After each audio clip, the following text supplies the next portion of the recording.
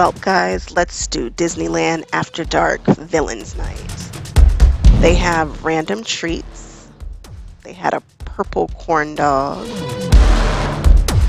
some super random karaoke in the park, a few photo opportunities with these billboards, and meet and greets with some really obscure villains.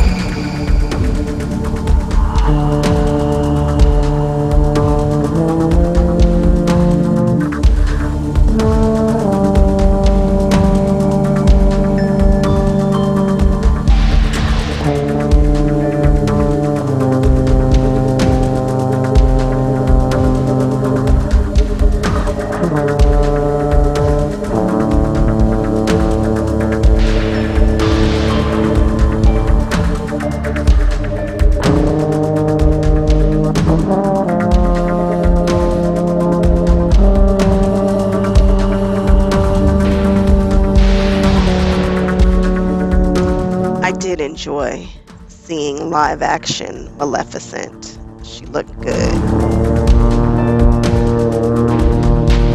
Spoiler alert, that super cute teddy bear in Toy Story was not nice.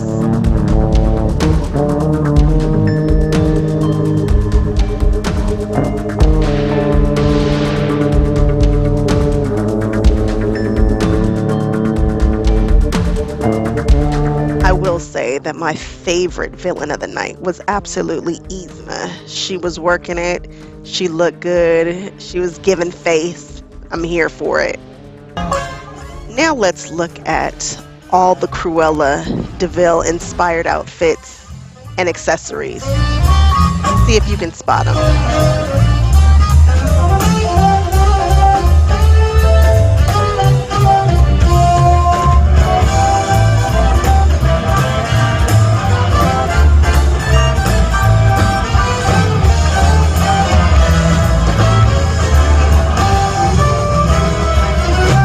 My absolute favorite Cruella inspired outfit of the night right there. Now let's get into this quilt. I think that Cruella Deville is really most people's first fashion icon. She was about that fashion life, and she has certainly made her stamp on the fashion world. Just everywhere. Whenever you see black and white, you probably think Cruella Deville, especially if you throw in a little red here and there. She was absolutely my first fashion icon for sure. And you guys know that I have an obsession with black and white, so I don't think that we're surprised that this quilt has come about. And matter of fact, I'll probably do a whole series of Cruella inspired things. So let's get into how this comes together. This could be one of the coolest art quilts that I've done thus far. And it's actually really big. It's 70 by 70, or just about 70 by 70. I guess maybe it's more like 60 by 60. It's a good size throw though. So the first thing that I did was went and grabbed some foam core from Michael's. And you guys can get this in the school area where the kids do their projects, and they build them with these little trifold boards. I'm using my rotary cutter to cut this. It actually didn't dull the blade very much at all. I'm pleased. And I'm using a Creative Grids yard stick ruler here. I actually use this ruler quite a bit. It's a good one to have. And this board wasn't long enough, so I went ahead and cut off some additional length, and then I just taped it all together. I wanted to be sure that this was about 10 inches wide to give me some working room. Now, one thing about this technique is there is quite a bit of waste with the way that I put this together. And really, when you're doing a weave, you just kind of can't avoid it. So I'm cleaning up this edge. I'm trying to make sure that it's about 10 inches wide because I know that my ruler is 7 inches wide at its widest point. I cut off an extra piece here, and then I just take it and again tape it to the bottom of the other piece.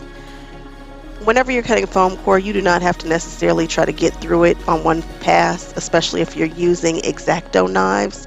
Go on ahead and take a couple of passes till you get all the way down to the bottom of that. I grabbed a Sharpie marker and I started marking this. Now, I wasn't paying the closest attention, and so these are actually not perfect 1-inch squares, and there's really no reason for them not to be other than the fact that I just wasn't paying the closest attention when I was doing this. And this isn't a Sharpie marker, it's like a whiteboard marker, and I actually wish I had used a Sharpie marker because it comes off a whole lot easier with hand sanitizer. That's the trick to getting ink off of non-porous surfaces. It's hand sanitizer. Hand sanitizer is just something you should have in the craft room and your sewing rooms anyway. Again, these are not perfectly straight, but I just needed them as guidelines, so I went ahead and drew that grid. It did not take long at all. And then I'm just wiping down the sides with some hand sanitizer. And it took it off pretty good. 99% alcohol will do even better. Now I'm grabbing my cherry wood fabrics. The reason why I use cherry wood is because I knew I wanted to do a black on black technique, and I was inspired by that suit that Cruella wore in the new live action Cruella Deville, and I wanted to do a weave. That is exactly what I was going for. Now that weave is done with, I want to say leather and suede, I believe, or maybe leather and velvet, I don't know, but I was just trying to get that same feel. And so cherry wood fabrics are a hand-dyed fabric, and they look just like suede in person. Matter of fact, even looking at it from this angle here, I can tell that it kind of has a different texture to it. And when you put it right next to just straight up Kona black, oh my goodness, it's such a difference. So I'm cutting these strips to about 1.5, maybe like a little over, a little under 2 inches, I believe. And I'm cutting these at an angle because I'm going to use my bias tape maker to make bias tape. Now there are all kinds of tricks to it, and people are very particular about how they do it and where they put their iron and all of that. All I can tell you is I had to do what was best for me, and that's give it a little bit of a minute to kind of close up and then take the iron. When I bumped that iron right up against it, I was getting ripples and puckers and whatnot in my bias tape, and I was not loving that. Try to buy the bias tape makers from legitimate Clover, that kind of thing, because the ones off of Amazon have little pokes and stuff in them and they don't come through smoothly. So try to get a legitimate bias tape maker. I did not have the greatest luck buying them off of Amazon.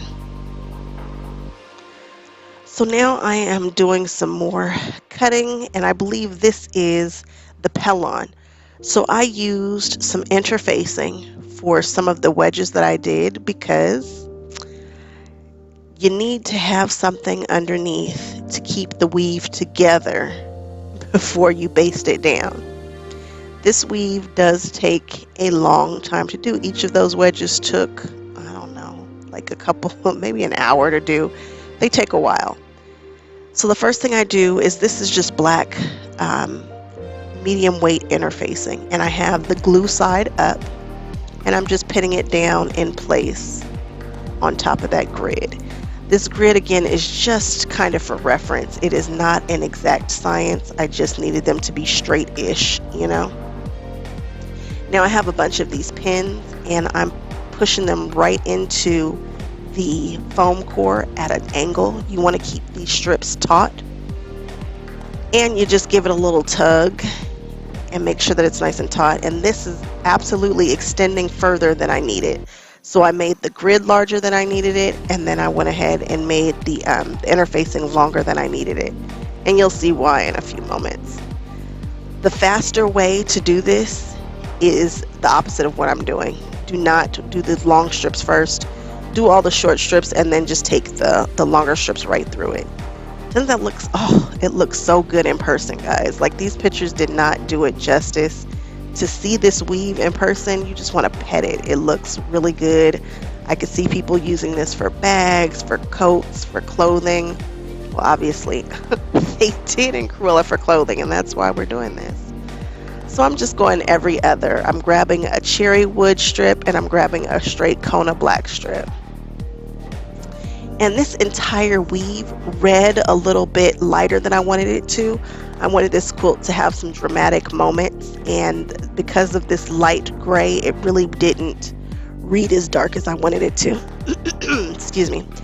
So now I take my iron and I'm heating up that fusible, and I'm just making sure that these strips stick down before I take all those pins out. Now I'm grabbing some painter's tape, and just for extra security measure, I go ahead and go around the border just to keep everything in place. I don't want this stuff moving on me, just in case I didn't get it fused down as good as I should have. And yes, my tape has lint all over it. Why? Because it's my craft room tape. This is something else that I think you should have in the craft room. And I have different thicknesses too. So I think this is a 1 inch. I have a 1/2 inch. You just never know when you're going to need painter's tape. I find that I need it often. A lot of people mark their quilts with painter's tape, which I think is kind of cool too. So after I get the tape down, I start pulling those pins out, and then I know that it's secure. I use this wax pencil for the first time. It's heat. It goes away with heat. However, it just was not sharp enough, and I did not have a sharpener for it in that moment. So eventually I just switched back out to my tried and true Sew Line chalk pencil. But it was fun using it. It gets kept in that little tube so that it doesn't break. So I went ahead and outlined my template, which is a huge Dresden wedge basically. It's by Cheryl Phillips, and I went all the way, I didn't use the entire thing, but I used a good majority of it. And this is the way that the weaves go much faster, is to go ahead and weave this direction and then take a long strip. I'm using a wefty needle and a purple thing that is not purple, which I got off of Amazon. It works just the same, and it does help to slide that underneath. And again, this takes some time, guys. This is not a fast project. And that's saying something for me, because you guys know I like to get it done. So after I do this, I go on the line that I drew and I stitch it down. Then I took the ruler and drew a line 1/8 in. And this is just so that when I cut it, it doesn't come apart. Now I'm grabbing some thread. I noticed that that thread was not the same color. I'm also grabbing a twin needle. What? Look at that. Oh, you guys probably don't use this as often as you should. And now I am cutting some more wedges of black interfacing, because I'm definitely going to need to use some interfacing when doing this next wedge. I'm basically doing like an embroidery stitch or making my own fabric. That is exactly what I'm doing. And you will definitely want to stabilize your fabric so that you get clean stitches. Otherwise, you'll have all these puckers and bumps and you won't know why. Here is the black Kona that I am ironing it to. This interfacing is by Pellon, and it is not black, it's charcoal, but it works really well under dark fabric. And now I am marking my fabric. I love to mark my fabric. I have so much fun doing this. I wish that I had a better iron off pencil, because this is chalk, and getting chalk off is not always the easiest. So I went ahead and put that twin needle in according to the manufacturer's instructions, and I threaded it, which is not a big deal. It's not difficult. If you have never tried this, do it because it is so much fun. I believe that I will probably do a project with just twin needle work because it's so cool what you can do with the twin needle. And there I have created my own fabric just following the lines. Doesn't it look cool? Oh, I'm telling you guys, I was so tickled with the way that came out. It looks so clean. And yeah, I've got some puckers there because I did not iron it down the best. Not a problem. It quilts out. It irons out. Now for the red, I used a little stabilizer behind the satin material that I used. And this is me just ironing on that stabilizer. I made some triangles, which is the same way that I did my oven mitts. And then I just sewed them down in a pretty order. Then I did a stay stitch around the wedge and then just trimmed it off. And bam, you have a really, really, really cool textured wedge. Nice and easy. This is just going around it 1/8 an inch from the side so that you can cut it off and it's clean. I took that template, laid it right on there, took that rotary cutter and just trimmed it. And look at that. Can you see the little satin accents? Oh, the devil is in the details, guys. Or the Deville is in the details. Totally tickled myself with that one. If you guys stuck around, I sure appreciate it. I will catch you guys on the next one. Okay, thanks. Bye-bye.